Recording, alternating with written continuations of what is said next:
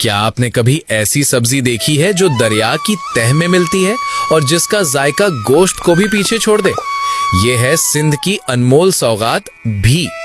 भी दरअसल कवल यानी लोटस के हसीन फूल की जड़ होती है।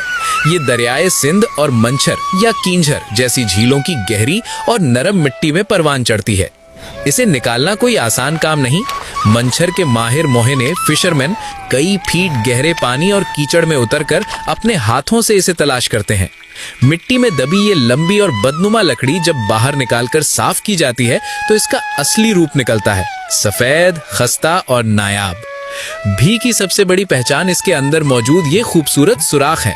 ये कुदरत का एक ऐसा डिजाइन है जो इसे दुनिया की हर सब्जी से अलग बनाता है।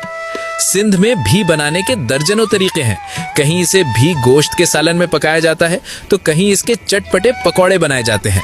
शिकारपुर और सक्खर में भी का अचार यानी पिकल बहुत मशहूर है, जो अपने मखसूस खट मीठे जायके की वजह से पूरे मुल्क में एक्सपोर्ट होता है। लेकिन ये सिर्फ जायका नहीं, सेहत का खजाना भी है।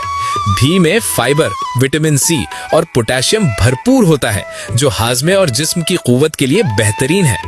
अफसोस की बात यह है कि झीलों में पानी की कमी और पोल्यूशन की वजह से ये नायाब सौगात अब धीरे धीरे कम होती जा रही है।